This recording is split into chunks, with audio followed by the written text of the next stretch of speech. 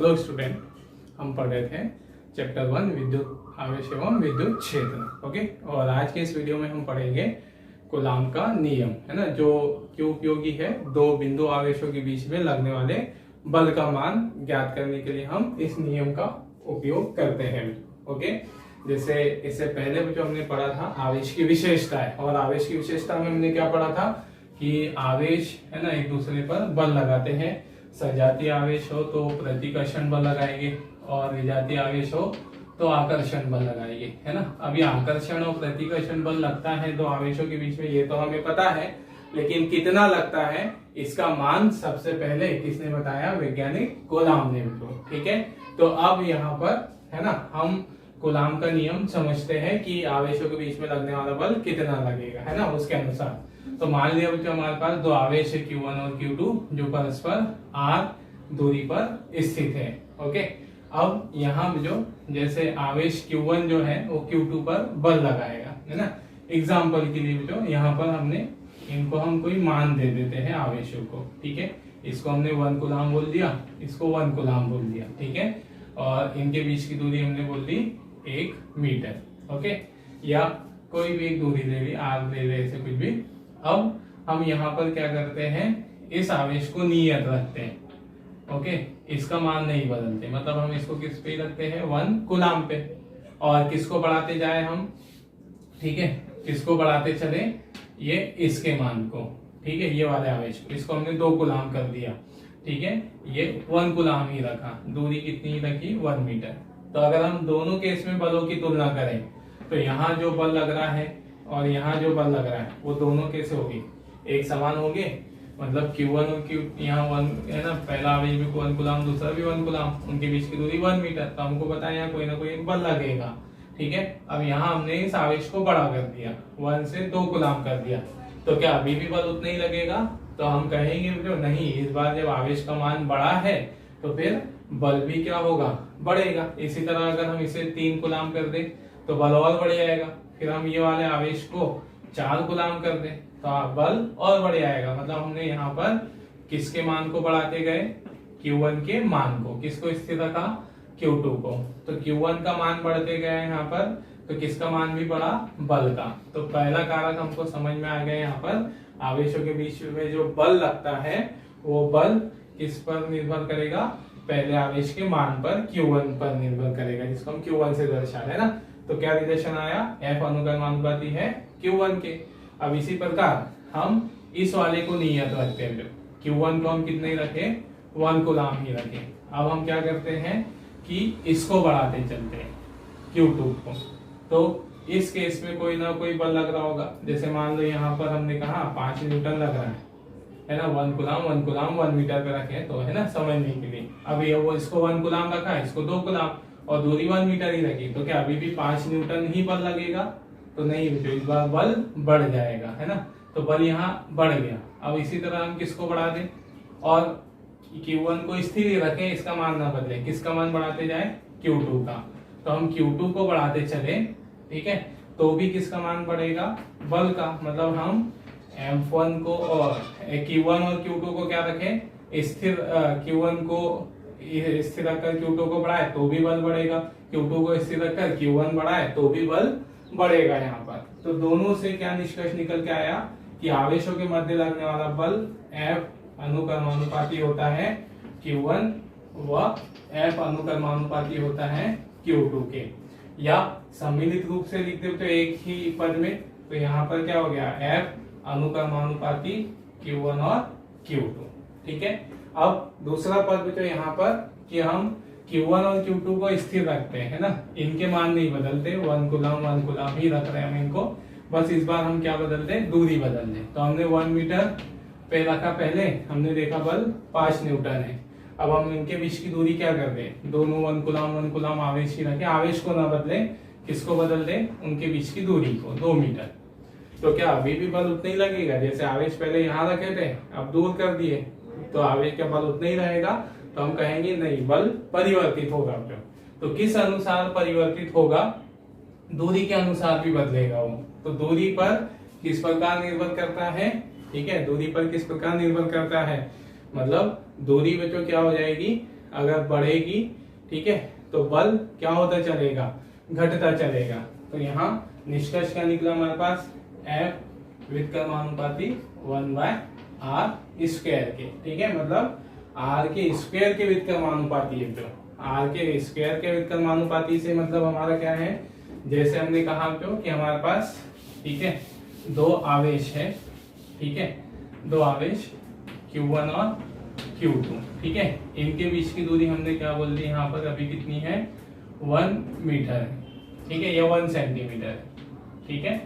अब यहाँ पर इनके बीच में बल लग रहा है कितना, 10 न्यूटन, ओके, 10 न्यूटन बल लग रहा है, ठीक। अब हम यहाँ क्या कर दें, है ना, Q1 और Q2 के बीच की दूरी कितनी कर दें, 2 सेंटीमीटर, ओके, मतलब वृद्धि कितनी हुई यहाँ पर, है ना, वृद्धि कितनी हुई, 1 सेंटीमीटर की, ओके, वृद्धि 1 सेंटीमीटर की हुई। तो बल हमने कहा इस स्थिति में बल बढ़ गया, बल क्या हो गया होगा, घट गया होगा। तो हमने कहा जो बल घटकर कितना हो गया, 10 न्यूटन हो गया, ओके, वृद्धि कितनी हो गई है, सॉरी कितना हो गया, 8 न्यूटन हो गया, है ना, पहले 10 था, फिर अब कितना रह गया यहाँ पर, 8 रह गया, है ना, वृद्धि। अब मैं आपसे पूछता हूँ जो कि अगर हम वृद्धि कितनी कर दें, है ना, वृद्धि हम कितनी कर दें, 2 सेंटीमीटर, ओके, जैसे पहले वृद्धि मैंने कहा 1 सेंटीमीटर की, तो 1 सेंटीमीटर पे बल 10 से घटकर कितने का कितना रह गया, है ना, 10 से घटकर कितना हो गया, जो 8 रह गया, मतलब कमी कितनी क्या आई, है ना, बल में कमी कितनी की हुई, 2 न्यूटन की। अब मैं आपसे पूछता हूँ कि यहाँ पर मैं इसको 3 कर देता हूँ, है ना, वृद्धि हमने कितनी कर दी, 3 सेंटीमीटर, ठीक है, तो बल में कमी कितनी हो गई होगी, बल में कितने की कमी हुई होगी, ठीक है, जैसे यहाँ से लग रहा है 1 सेंटीमीटर पे 2 न्यूटन हुआ, तो 3 सेंटीमीटर पे हमें क्या लगेगा, 3 सेंटीमीटर पे कितना कमी हुई होगी, 6 न्यूटन, ऐसे ही लग रहा होगा, नहीं जो, ठीक है, यहाँ पर दूरी जो है, मतलब बल में कमी 6 न्यूटन नहीं आई होगी, बल कितने गुना घट गया होगा, 9 गुना, 3 का स्क्वायर गुना घट गया होगा, ठीक है, मतलब यहाँ पर दूरी जो है वो दूरी के वर्ग के व्युत्क्रमानुपाती है, वर्ग के व्युत्क्रमानुपाती मतलब उतने गुना क्या होता चलेगा, सॉरी यहाँ 9 आएगा ना, उतने गुना वर्ग के गुना घटता हुआ चलेगा, है ना, जो हमारे पास दूरी जितनी बढ़ रही है उसके वर्ग के व्युत्क्रमानुपाती है, मतलब ज्यादा तेजी से घटता हुआ चलेगा, है ना। ऐसा नहीं होगा कि पहले 1 सेंटीमीटर पे 2 न्यूटन कम हुआ तो फिर अगले 2 सेंटीमीटर पे और 2 न्यूटन कम होगा, फिर अगले पे 2 पे और 1 सेंटीमीटर पे और 2 न्यूटन कम होगा, ऐसा नहीं। पहले 1 सेंटीमीटर पर अगर 2 न्यूटन कम हुआ तो 2 पर कितना हो जाएगा, 4 न्यूटन कम हो जाएगा, फिर अगर हमने 3 किया तो 3 से जो 9 न्यूटन ऐसा कम हो जाएगा, मतलब ठीक है, ये इमेज बनने के लिए, तो ये बातें सिर्फ हम इसलिए कर रहे हैं हमारे दिमाग में इमेज बन जाए कि बल किस तरह से तीव्रता से घटता है, ओके, मतलब ठीक है, ऐसे ना समझे कि बराबर बराबर मात्रा में घटता हुआ चलेगा, ठीक है, जैसे दूरी बढ़ती जाएगी बल घटने का, है ना, मान भी बढ़ता चलेगा, पहले कम घटेगा, फिर दूरी बढ़ेगी तो और ज्यादा घट जाएगा, फिर उससे ज्यादा और घट जाएगा, ऐसे। तो यहाँ पर आवेशों के मध्य विद्युत बल, ठीक है, कितना हो गया यहाँ। अब दोनों को अगर हम सम्मिलित रूप से लिख दें यहाँ पर उपरोक्त से, तो F अनुक्रमानुपाती होगा Q1 Q2 upon R square, ठीक है, या F बराबर यहाँ से जो अनुक्रमानुपाती का चिन्ह हटा रहे हैं, हमें पता है नियतांक लगता है, नियतांक हमने दर्शा दिया किससे, ठीक है, C से, ठीक है, जहां C क्या है, एक विमायुक्त नियतांक है, ठीक है, विमायुक्त नियतांक, ओके, मतलब हमें ये तो पता है, मतलब नियतांक है और उसकी क्या भी होगी, विमा भी होगी, है ना, वो विमाओं पे निर्भर करता होगा, विमाओं पे मतलब ठीक है, जैसे मीटर सेंटीमीटर, ठीक है, इन चीजों पे, तो उसकी विमा क्या होगी, है ना, उसका मान निकालने के, जैसे हम यहाँ पर, मैं यहाँ विमा निकाल के दिखा देता हूँ, ठीक है, ये इसमें सम्मिलित नहीं करना डायग्राम इसमें, ठीक है, इसकी विमा हम यहाँ निकाल देते हैं तो ठीक है। तो चलिए क्या हो जाएगी इसकी विमा, सी की विमा यहाँ से देखो, सी का सूत्र बना लो एफ है ना आर स्क्वायर Q1 Q2। तो इसकी विमा क्या बन गई यहाँ पर, एफ की विमा न्यूटन मतलब मात्रा उसका न्यूटन और आर मतलब मीटर स्क्वायर, दूरी को दर्शा रहा है, बटे में क्या है Q1 और Q2। तो इसकी विमा क्या हो गई कूलाम स्क्वायर, ये उसका मात्रक है मतलब ठीक है। अब यहाँ से है ना, अतः यहाँ जो एफ सी जो है जो इसे सी को अलग अलग बुक्स में जो के से है ना और ए से दर्शाया जाता है, कोई फर्क नहीं पड़ेगा, नियतांक है, कोई भी चिन्ह ले सकते हैं।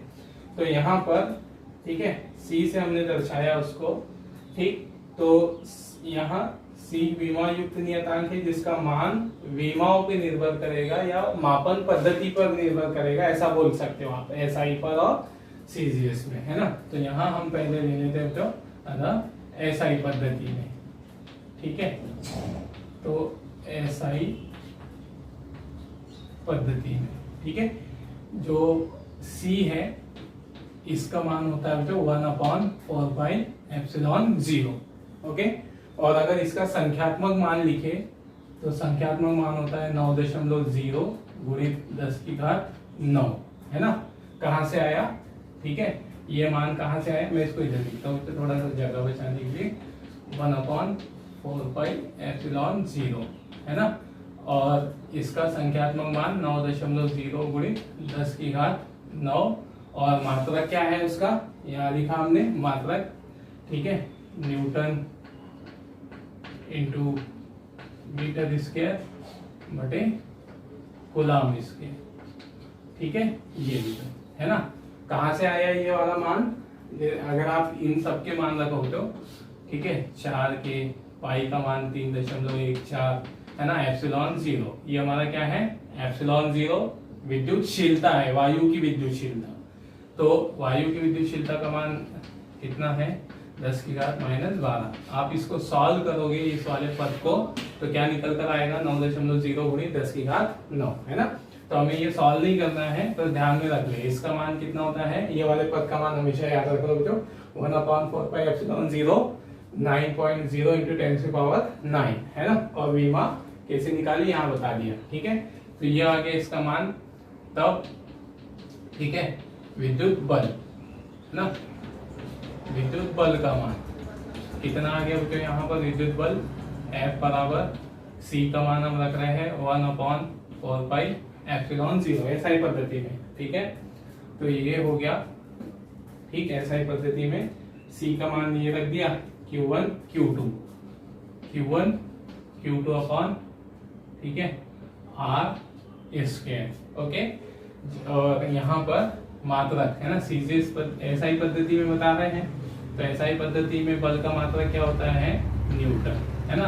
ये आ जाएगा बल का मान है ना, विद्युत बल का मान दो आवेशों के बीच में एसआई पद्धति में ठीक है। या अगर संख्यात्मक मान लेकर लिखना है तो संख्यात्मक मान होता चलेगा ये इसका मान 9.0 गुणित 10⁹ Q1 Q2 upon R square Newton ठीक है। ये रहेगा हमारे पास है ना विद्युत बल का मान ओके। और ये तो कहाँ था, कहाँ पर निकाला हमने, वायु या निर्वात में है ना, कहाँ निकाला वायु या निर्वात में ठीक है। अब यदि कोई अन्य माध्यम स्थित हो ठीक है, ये अन्य माध्यम की उपस्थिति में ऐसा लिख दे अगला केस, यदि आवेशों के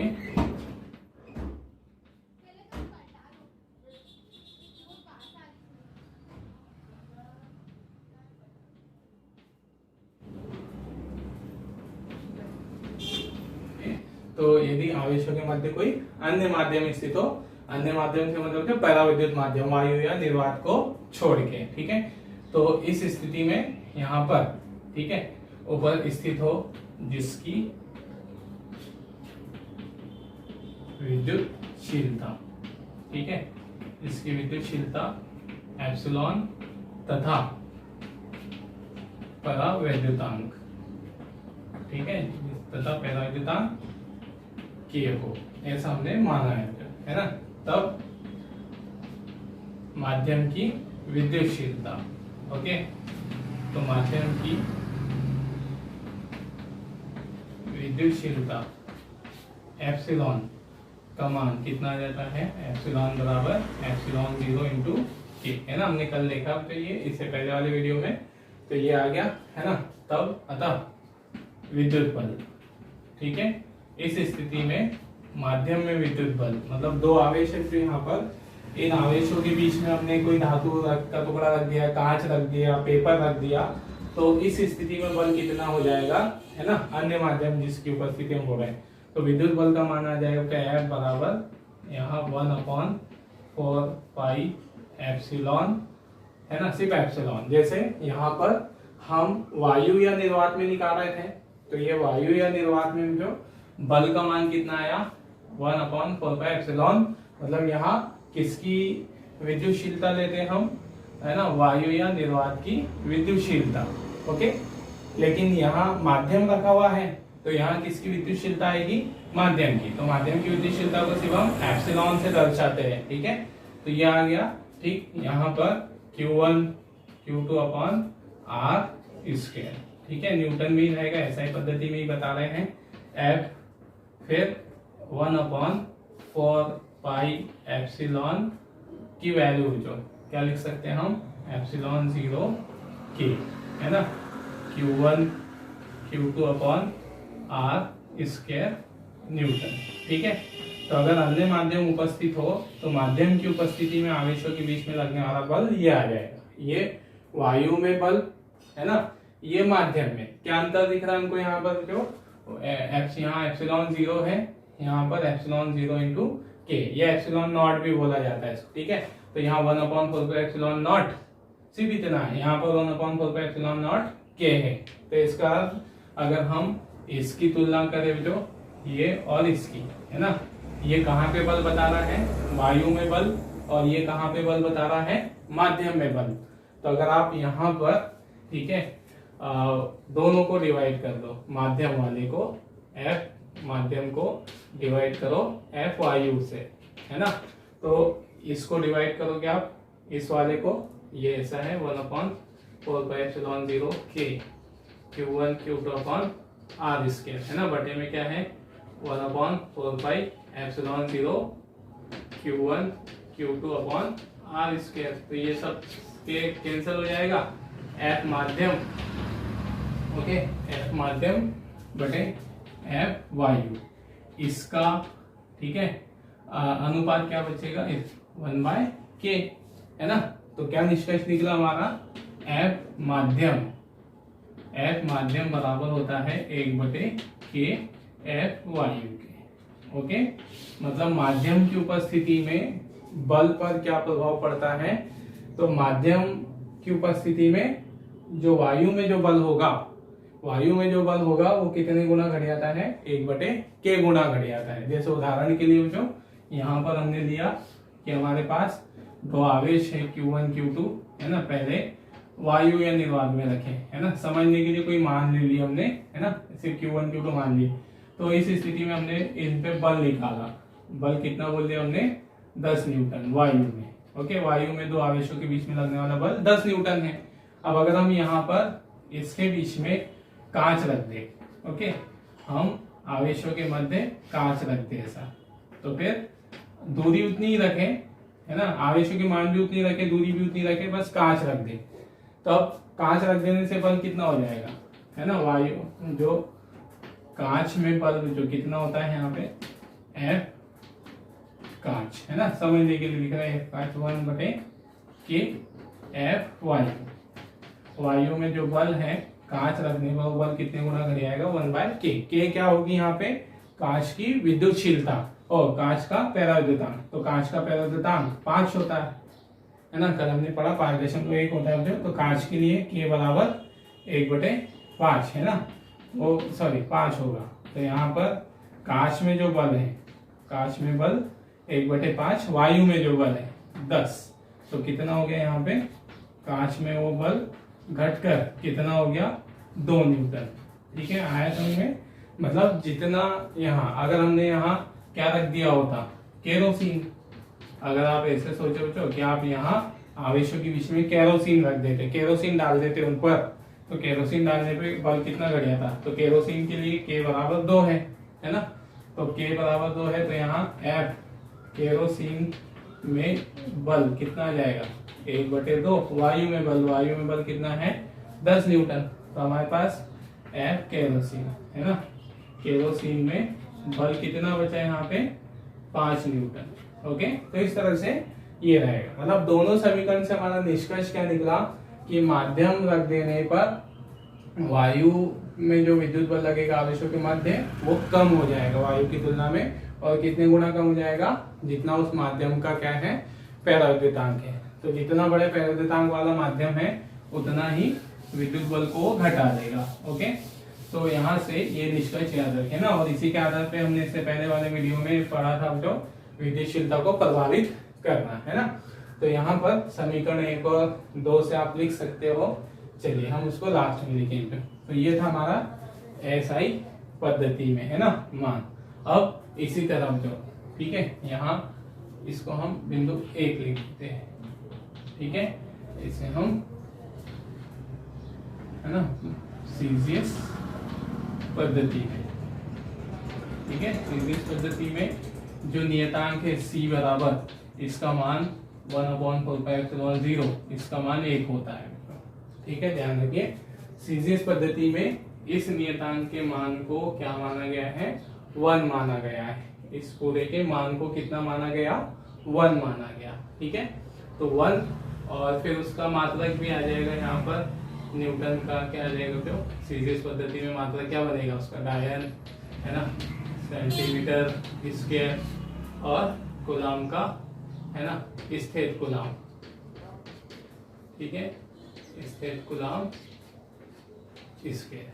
ठीक है, ये इतना उसका मान आएगा उस नियतांक का। ठीक, अब यहाँ पर विद्युत बल सीजीएस पद्धति में, ओके, तो विद्युत बल कितना आ गया इस स्थिति में M बराबर ये है ना, ये वाला पद जो ये मुख्य हमारा समीकरण ये है। तो C का मान यहाँ सीजीएस पद्धति में कितना रखेंगे हम 1, तो कितना बचेगा Q1 Q2 upon R square है ना, ये 1 है, 1 को लिखने से कोई मतलब नहीं है।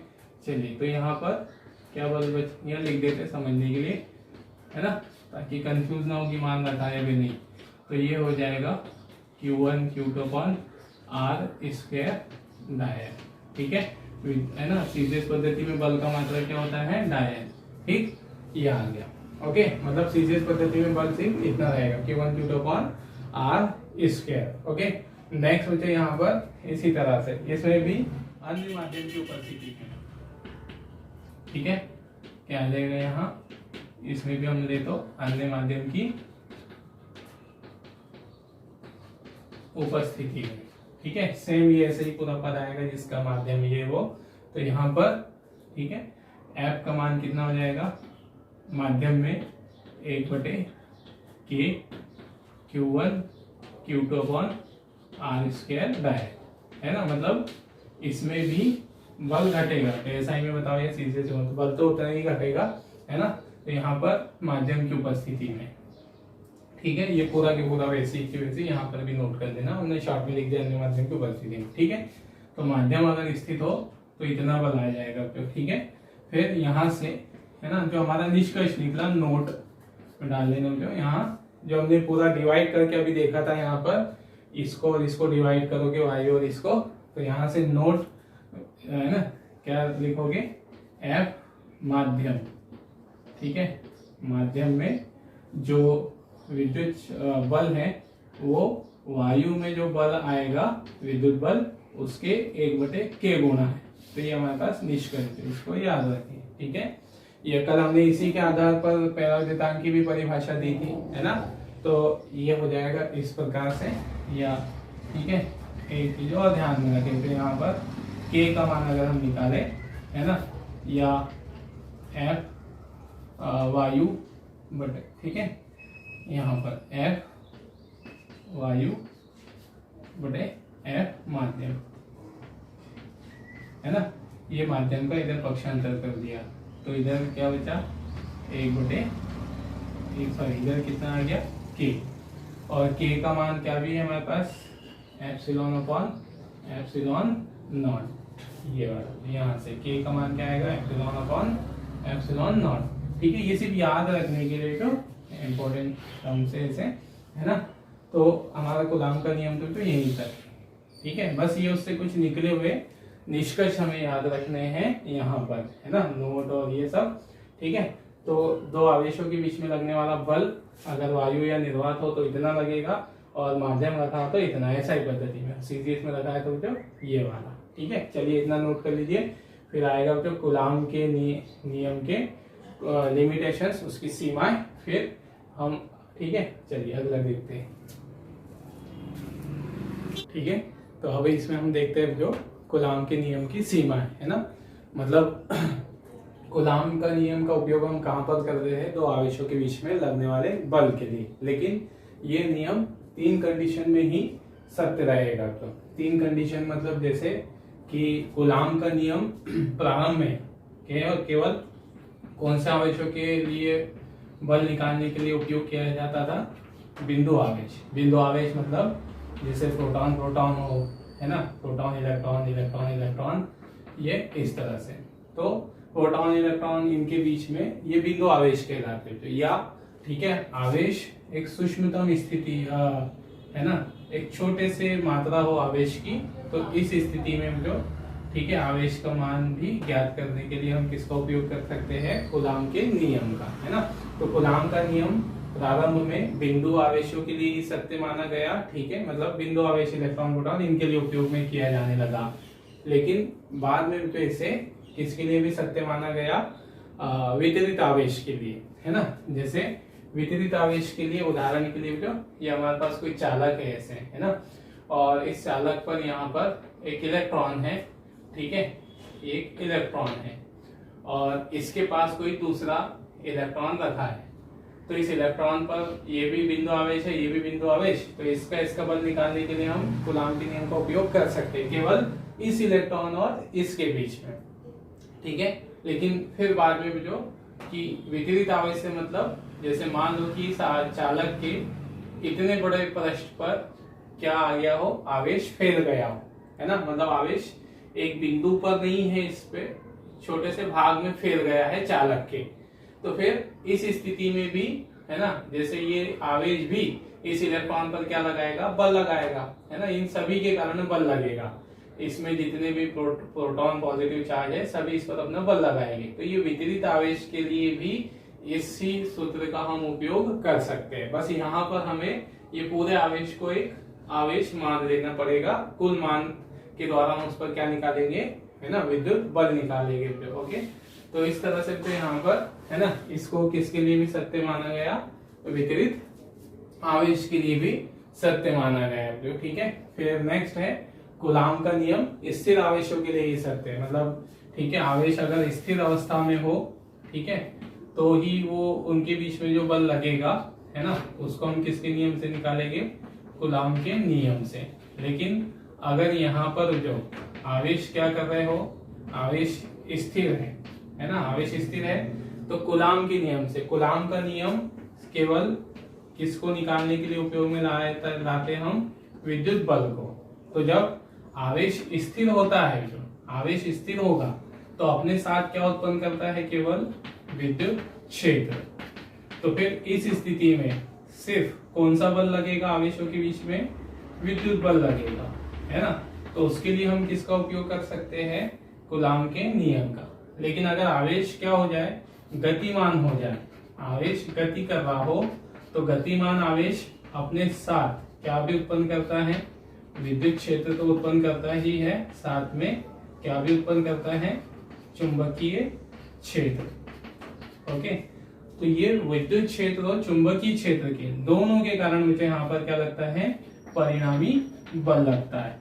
तो ये परिणामी बल फिर हम किसके नियम से नहीं बताएंगे, कूलाम के नियम से। फिर वो परिणामी बल में हमको किसको भी शामिल करना पड़ेगा, चुंबकीय क्षेत्र के कारण, मतलब चुंबकीय बल को, चुंबकीय क्षेत्र के कारण लगने वाले बल को भी शामिल करना पड़ेगा। तो इस तरह से गतिमान आवेशों के लिए वो विद्युत क्षेत्र के साथ साथ चुंबकीय क्षेत्र उत्पन्न करते हैं, तो इसलिए हम चुंबकीय क्षेत्र का लगने वाला बल इस नियम से नहीं बता सकते। तो इस आधार पर यहाँ गतिमान आवेश के लिए ही इसका उपयोग नहीं होगा। तो किसके लिए उपयोगी है? केवल स्थिर आवेश के लिए। ओके, फिर तीसरी स्थिति है ना, पहले कूलाम का नियम बिंदु आवेशों के लिए सत्य है, दूसरा है कूलाम का नियम स्थिर आवेशों के लिए ही सत्य है, तीसरा है कूलाम का नियम आवेशों के मध्य की दूरी है ना 10⁻⁻15 मीटर से अधिक परिमित दूरियों के लिए ही सत्य है। ओके, इसका मतलब क्या हुआ यहाँ पर कि जैसे जो दो आवेश है, ठीक है, दो आवेश है इस प्रकार से, है ना, तो इनके बीच में जो कूलाम के नियम अनुसार हम बल की गणना करेंगे। मान लो इन आवेशों के बीच की दूरी जो है कितनी है, ठीक है, 10⁻⁻15 मीटर है, इस तरह से। ओके, तो अगर हम इनके बीच में बल निकालना चाहें Q1 और Q2, है ना, तो हम किसका उपयोग कर लेंगे? यहाँ पे कूलाम के नियम का, बल का मान बता देंगे, ठीक है, इतना इतना बल लगेगा, जो दूरी रहेगी इस तरह से, है ना, ऐसे।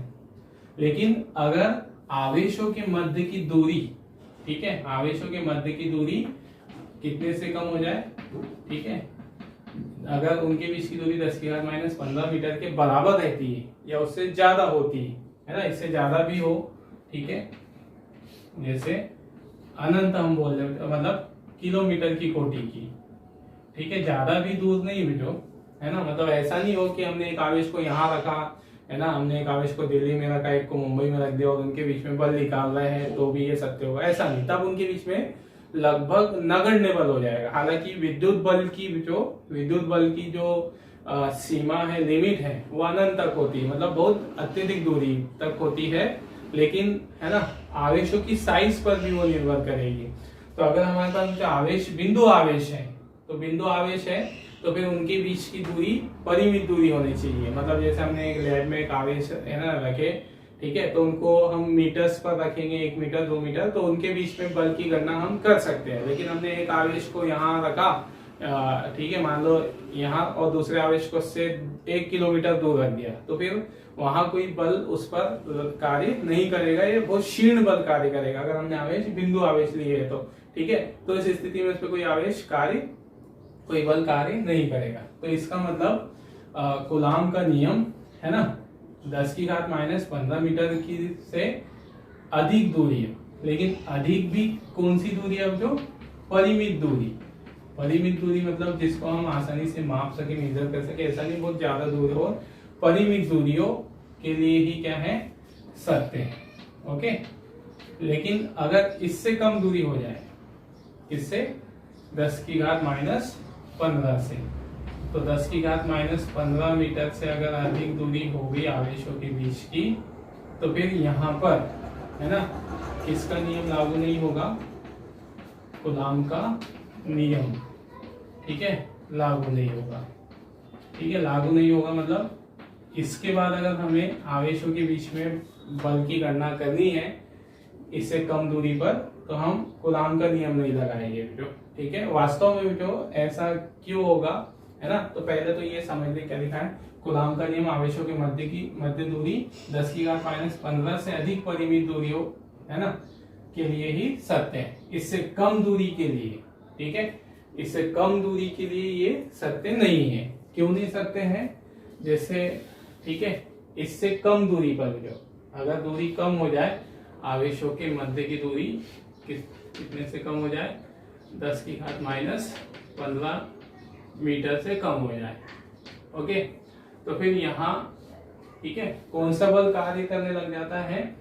प्रबल नाभिकीय बल।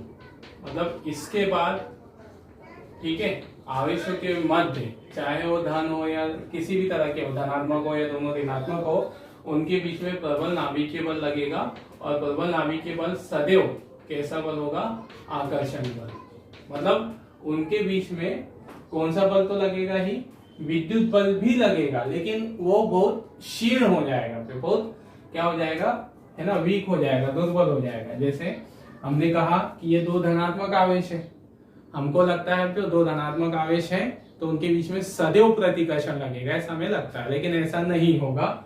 अगर आवेशों के बीच की दूरी कितने से कम हो जाए, इतने से कम हो जाए, है ना, तो उसके बाद उन पर एक और बल प्रकृति में आ जाता है, एक बल और कार्य करने लग जाता है, जिसे हम बोलते हैं प्रबल नाभिकीय बल, है ना। और प्रबल नाभिकीय बल सदैव कैसा होगा, आकर्षण।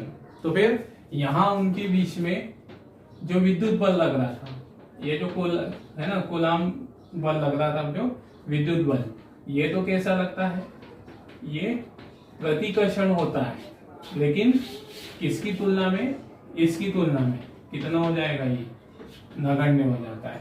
ओके, मतलब प्रकृति में सबसे प्रबल बल कौन सा है, प्रबल नाभिकीय बल, और उसकी तुलना में विद्युत बल कैसा हो जाएगा, नगण्य। तो हम क्या बोलेंगे, क्या कहेंगे हम, कि अगर आवेशों की बीच की दूरी 10⁻⁻15 मीटर से कम हो जाए तो उनके बीच में हम कौन से बल को नगण्य मान लेते हैं, विद्युत बल को। हम क्या कहेंगे कि उनके बीच में बल नहीं लग रहा है, तो उनके बीच में कौन सा बल आ जाता है, तब प्रबल नाभिकीय बल, है ना। और इसका उदाहरण हमें कहाँ देखने को मिलता है, ठीक है, ये जो हमने लिखा है इसका उदाहरण जो कहाँ देखने को मिलता है हमें, परमाणु में, है ना, परमाणु के नाभिक में। जैसे हमें एक घटना पता है, जो परमाणु का जो नाभिक है ना, नाभिक में क्या होते हैं, प्रोटॉन, प्रोटॉन, न्यूट्रॉन, न्यूट्रॉन, ऐसे न्यूट्रॉन, न्यूट्रॉन, प्रोटॉन, प्रोटॉन, इनका क्या है वहां पे समूह है ना। तो यहाँ अब हम एक बात सोचे कि ये प्रोटॉन प्रोटॉन एक दूसरे को प्रतिकर्षित क्यों नहीं कर रहे, ये नाभिक है ना, नाभिक है, तो नाभिक के अंदर प्रोटॉन प्रोटॉन अत्यंत समीप है, दोनों के से आवेश वाले है, धनात्मक आवेश है ना। तो फिर ये प्रोटॉन प्रोटॉन एक दूसरे को प्रतिकर्षित क्यों नहीं कर रहे, हमारे दिमाग में क्वेश्चन तो आएगा, क्योंकि हमने तो अभी कूलाम का नियम पढ़ा, कूलाम के नियम अनुसार दो आवेशों के बीच में, सजातीय आवेशों के बीच में कैसा बल लगता है ना, कौन सा बल लगता है, ठीक है, प्रतिकर्षण लगता है। लेकिन ये बल कभी सत्य है, जो ये वाला बल कभी सत्य है, मतलब कूलाम का जो नियम है, ठीक है, कितनी दूरी तक ही सत्य रहता है, r बराबर 10⁻⁻15 मीटर तक ही सत्य रहता है। उसके बाद ये बल हम बोलेंगे कि ये इसके बाद कूलाम का नियम नहीं लगेगा, मतलब वहां कूलाम के नियम अनुसार इनके बीच में क्या लगना चाहिए, प्रतिकर्षण बल। तब हमने बोल दिया कि कूलाम का नियम इन पे यहाँ लागू नहीं होगा, यहाँ कौन बल नहीं लगेगा, प्रतिकर्षण। क्यों, क्योंकि यहाँ क्या लग जाता है, नाभिकीय बल, और नाभिकीय बल सदैव आकर्षणात्मक होता है, तो इनके बीच में कूलाम का बल नहीं लगेगा, है ना, ये इनके बीच में विद्युत बल नहीं लगेगा। ओके, इनके बीच में क्या लगेगा, नहीं से मतलब नगण्य लगेगा, आप उसको नगण्य मान सकते हो। हम ऐसा नहीं बोलेंगे कि पूरा ही बल शून्य हो गया, नगण्य लगता है इसकी तुलना में, किसकी तुलना में, नाभिकीय बल की। तो इस प्रकार से यहाँ पर, ठीक है, इनके बीच की दूरी 10⁻⁻15 मीटर से होती है, इसलिए उनके बीच में नाभिकीय बल लगेगा, है ना, विद्युत बल उनके बाद नहीं लगता है ना। अगर ऐसा नहीं होता, मान लो जो कि प्रकृति में प्रबल नाभिकीय बल नहीं होता, प्रबल नाभिकीय बल प्रकृति में नहीं होता, सिर्फ कौन सा बल होता, विद्युत बल। तो विद्युत बल होता तो फिर जो इस प्रकृति का बनना संभव नहीं था, मतलब कोई भी पदार्थ ही नहीं बन पाता, पदार्थ नहीं बन पाता। क्यों, क्योंकि पदार्थ की बनने की बनना कैसे प्रारंभ हुआ, प्रोटॉन प्रोटॉन मिले, न्यूट्रॉन मिले, नाभिक बना, फिर परमाणु बना। तो जब प्रोटॉन प्रोटॉन के बीच में प्रतिकर्षण ही लगते रहता हमेशा, तो फिर वो एक दूसरे के पास नहीं आ पाते, किसको नहीं बना पाते, नाभिक को, नाभिक परमाणु नहीं बना पाता, परमाणु से पदार्थ नहीं बन पाता। तो इस प्रकार से प्रबल नाभिकीय बल के कारण ही प्रकृति कैसी बनी है, जो संतुलित बनी हुई है। ओके, तो ये थे जो हमारे पास कूलाम के नियम की लिमिटेशन, है ना। मुख्य जो सिर्फ इतना पॉइंट्स याद रखिए, कूलाम का नियम बिंदु आवेशों के लिए सत्य है, लेकिन इसे विपरीत आवेश के लिए भी क्या माना जा सकता है, सत्य माना जा सकता है ना। और कूलाम का नियम स्थिर आवेशों के लिए ही सत्य है। कूलाम का नियम 10⁻⁻15 से अधिक परिमित दूरी है, मतलब इस दूरी से और उससे अधिक परिमित दूरियों के लिए ही सत्य है। परिमित मतलब जो मापी जा सकते हैं, है ना, सरलतम उनका मापन, ऐसा नहीं बहुत ज्यादा दूरी पर हो। ओके, ये ठीक है, तो इसलिए जो ये रहेगी उसकी कुछ लिमिटेशन। अब यहाँ अगला बिंदु हम देख रहे हैं, जो कूलाम के नियम के आधार पर एकांक आवेश की परिभाषा देना, है ना। तो एकांक आवेश की परिभाषा हम देंगे अब कूलाम के नियम से। तो सबसे पहले तो जो हम एकांक आवेश का मतलब हमारा क्या है ना, तो ऐसा ही पद्धति में अगर हम कह रहे हैं तो एकांक आवेश से हमारा मतलब कितने आवेश से रहेगा, एक कूलाम आवेश से, है ना। तो एकांक आवेश जनरली हम क्या मान के चलेंगे, एकांक आवेश जो, ठीक है, और सॉरी एक कूलाम आवेश, ओके। और सीजीएस में मान रहे हैं तो फिर स्थिर कूलाम, है ना। तो अब हम यहाँ पर एकांक आवेश की परिभाषा देखते हैं, फिर समझते हैं कूलाम के नियम से। मतलब हमने एक कूलाम आवेश की, है ना, पहले दो परिभाषा पढ़ चुके हैं। एक कूलाम आवेश के अंदर पहली परिभाषा तो क्या पढ़ी थी यहाँ पर कि कोई चालक है, इसमें कितनी धारा, 1 एम्पियर धारा कितने सेकंड तक, 1 सेकंड तक प्रवाहित हो, तो उसमें प्रवाहित होने वाला आवेश क्या कहलाता है, एक कूलाम, है ना। ये एक परिभाषा पढ़ी। और अगर हम एक परिभाषा और पढ़ी थी कि किसी पदार्थ से 6.25 × 10⁻18 इलेक्ट्रॉन की क्या हो जाए, कमी या वृद्धि हो जाए, कमी या वृद्धि हो जाए, तो उस पे जो आवेश उत्पन्न होगा, इतने इलेक्ट्रॉन की कमी या वृद्धि से उत्पन्न आवेश क्या कहलाता है ना, एक कूलाम कहलाता है। ये कूलाम की हमने दो परिभाषाएं पढ़ी है ना। अब यहाँ पर हम एक कूलाम आवेश की परिभाषा, उसकी पहचान किसके आधार पर भी कर सकते हैं, आवेशों के मध्य लगने वाले बल के आधार पर भी कर सकते हैं, है ना। ठीक है, चलिए तो हम उसको समझते हैं अब यहाँ पर, ठीक है। कूलाम के नियम के आधार पर एकांक आवेश की परिभाषा, तो पहला हम दे रहे हैं एसआई पद्धति में। अब पहले तो मतलब समझ लेंगे कूलाम के नियम से, ठीक है। हमने क्या निकाला, वायु या निर्वात में, है ना, वायु या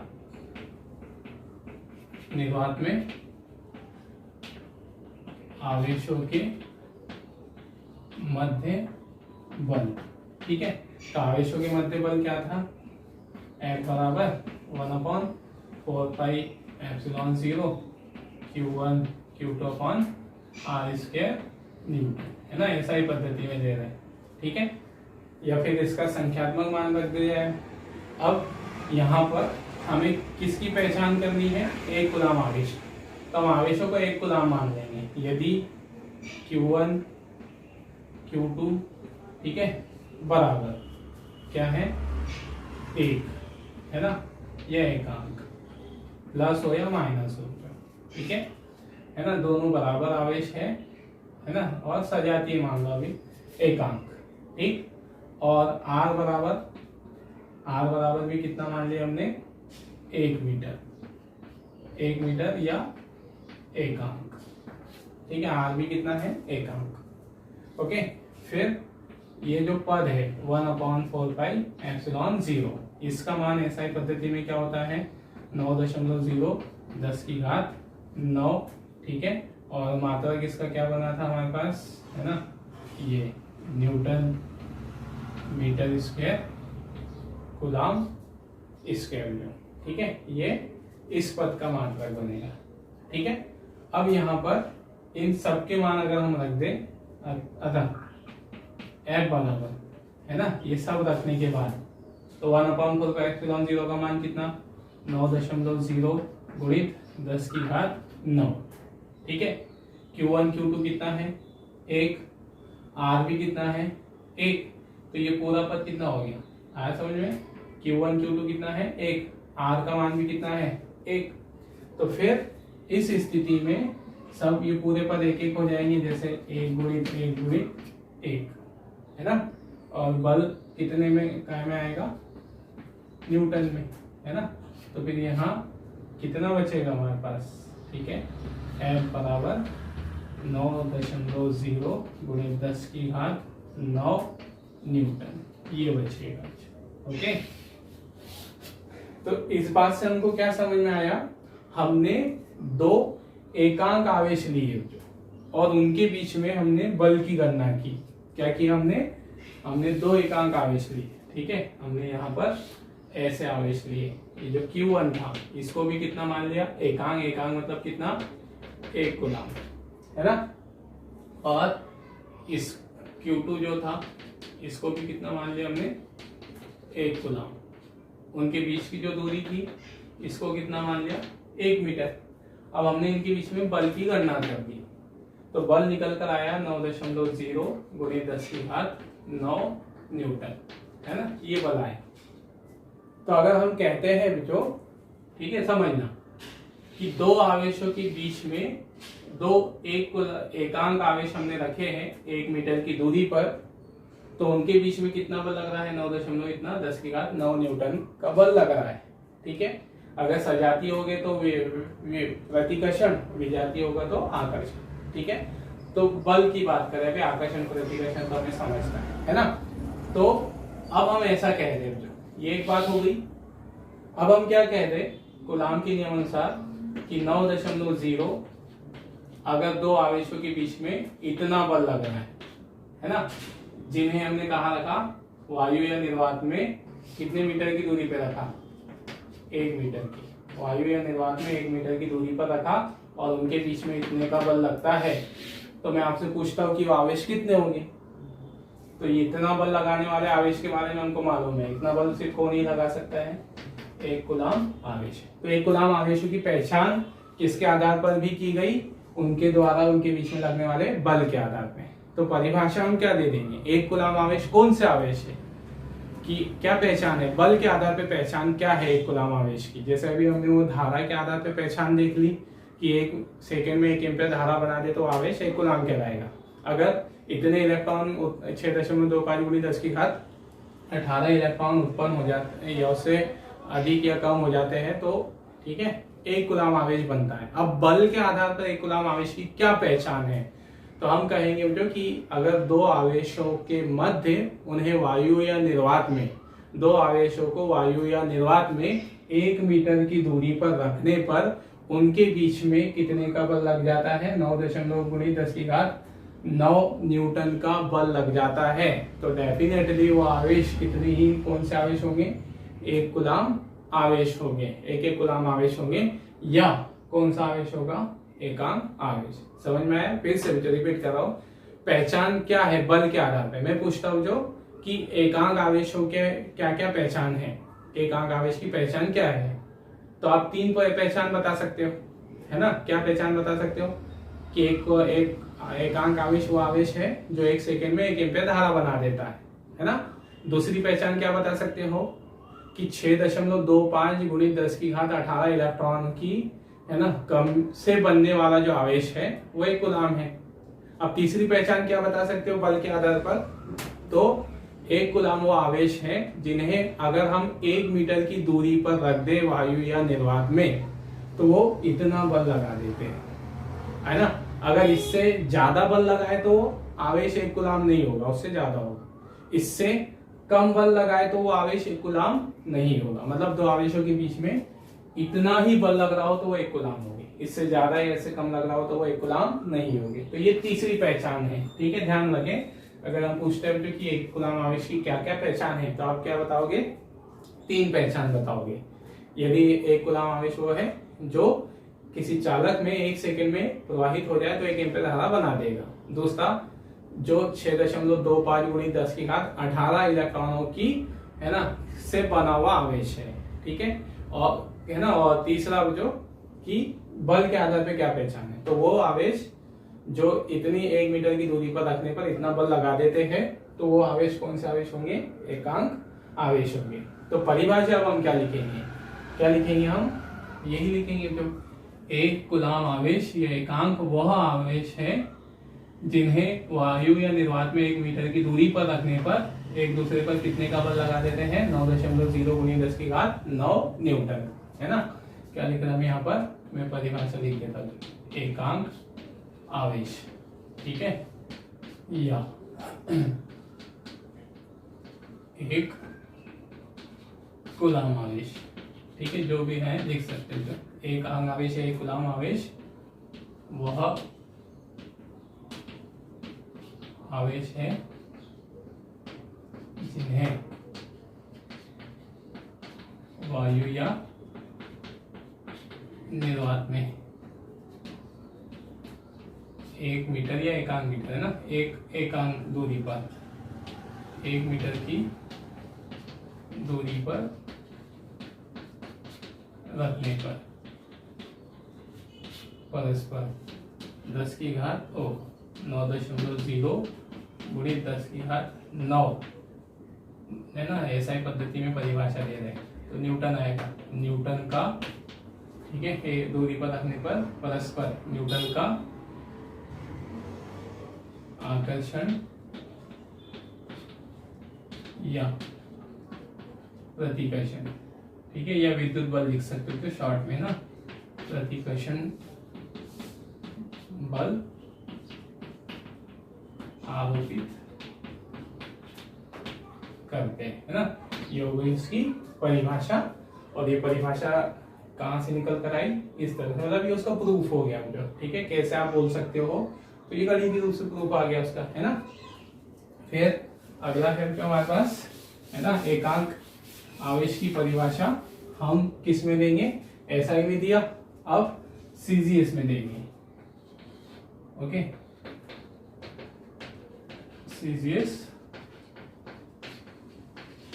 पद्धति में, है ना। तो सीजीएस पद्धति में एकांक आवेश से हमारा मतलब कितने आवेश से रहेगा, एक स्थिर कूलाम, ठीक है, एक स्थिर कूलाम, ठीक है। अब यहां से हमें कितने की परिभाषा देना है, एक स्थिर कूलाम की या एकांक आवेश की। तो यहां लिख दे सीजीएस पद्धति में एकांक आवेश या एक स्थिर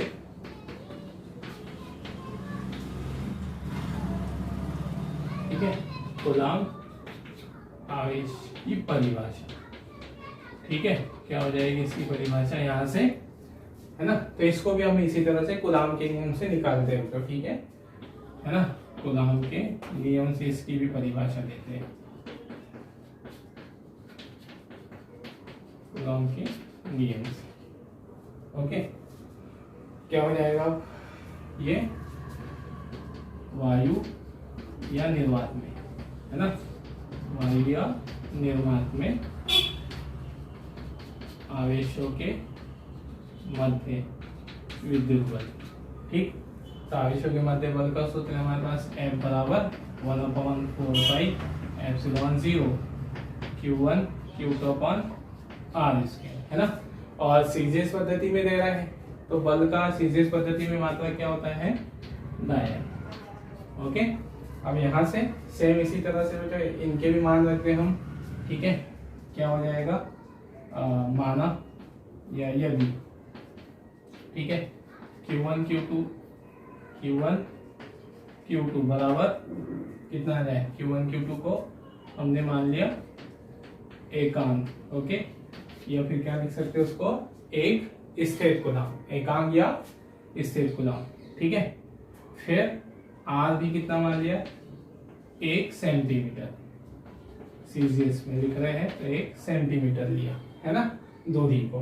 फिर उनके बीच में ये 1/4 एप्सिलॉन 0, सीजीएस पद्धति में 1/4 एप्सिलॉन 0 का मान अभी हमने समझा कितना होता है, जो 1, है ना, 1। फिर उसके मात्रा का आएंगे, मात्रा इसी से बना लेना, जो क्या हो जाएगा यहाँ, डायन सेंटीमीटर स्क्वायर स्थिर कूलाम स्क्वायर, यहाँ लिख देना आप, क्या आ जाएगा, मात्रा लिख देना ना, यहाँ से बना लेना। न्यूटन को क्या बदल दोगे, डायन में, मीटर को, है ना। चलो मैं लिख देता हूँ, न्यूटन तो क्या लिख सकते हैं हम, डायन, है ना, और मीटर को सेंटीमीटर स्क्वायर, और इसको स्टेट कूलाम, है ना, हिंदी में इंग्लिश में पे जो लिखना है लिख देना, कूलाम स्क्वायर, ठीक है। अब यहाँ पर F का मान अगर आप निकाल रहे हो बल का, तो ये सारे मान, तो इसका मान कितना हो गया, इसका मान भी 1, Q1 Q2 इसका मान भी 1, इसका मान भी 1, R भी 1, सभी का मान कितना आया, 1 तो यहाँ सीधे F का मान कितना बचा, F बराबर कितना बचा यहाँ पे बचा, ठीक है, F बचा 1 डायन, है ना, F बराबर बचा 1 डायन, ठीक है।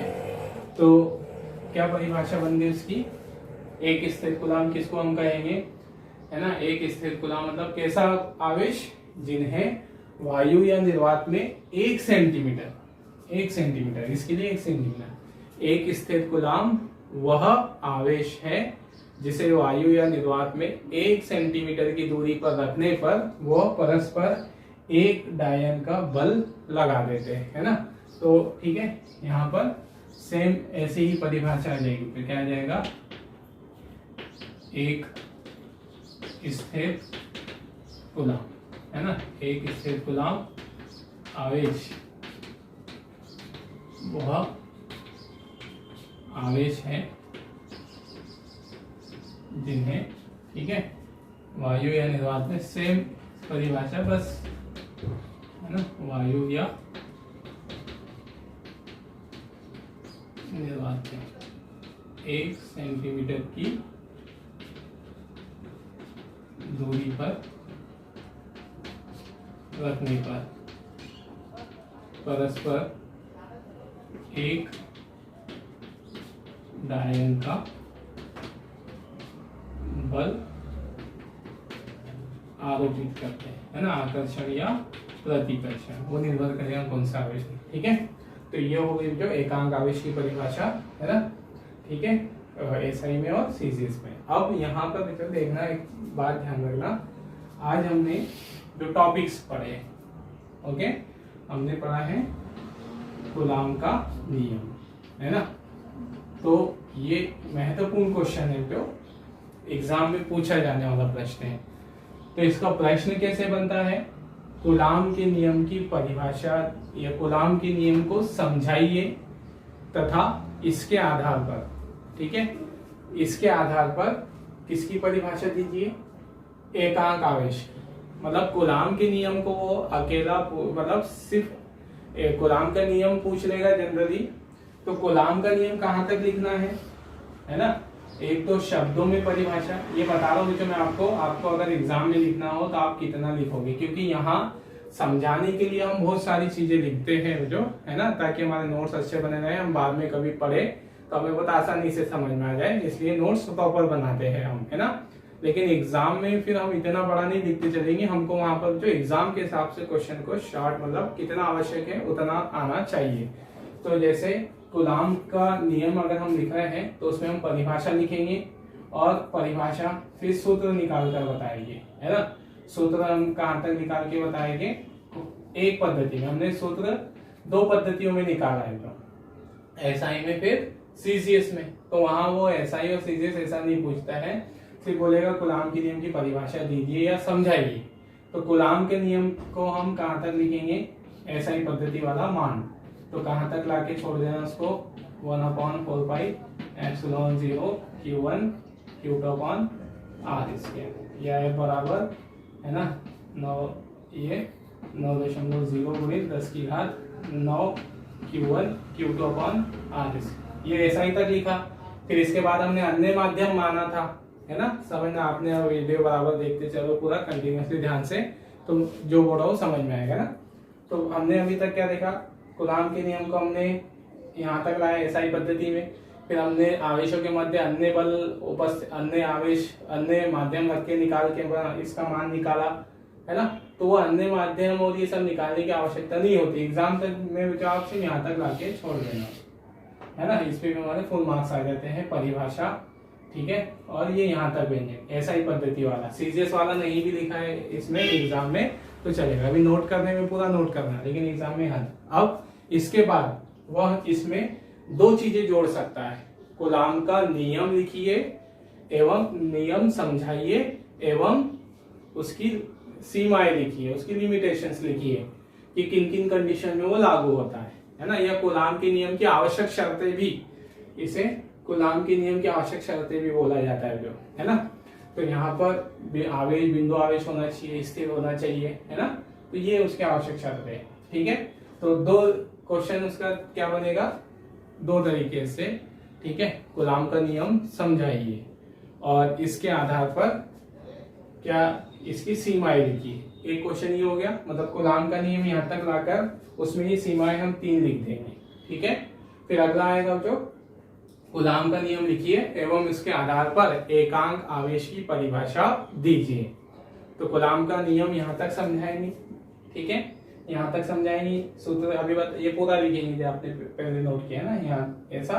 फिर इसके बाद सीधे एकांक आवेश की परिभाषा, ये इतना लिखने की जरूरत नहीं है, ऐसा ही पद्धति में ये वो एकांक आवेश की परिभाषा सिर्फ परिभाषा इतनी, ओके। तो ये उसके साथ वो दो चीजें जोड़ देता है, एकांक आवेश की परिभाषा जो लिखी है और या है ना गुलाम के नियम की शर्तें या उसकी सीमाएं लिखी है, ठीक है। तो ये था तुम्हारा गुलाम का नियम की आवश्यक शर्तें और उसके आधार पर परिभाषा है ना। इंपॉर्टेंट प्रश्न है तो पढ़ लीजिएगा उसको। चलिए है ना, ये इसको मिटा देते हैं।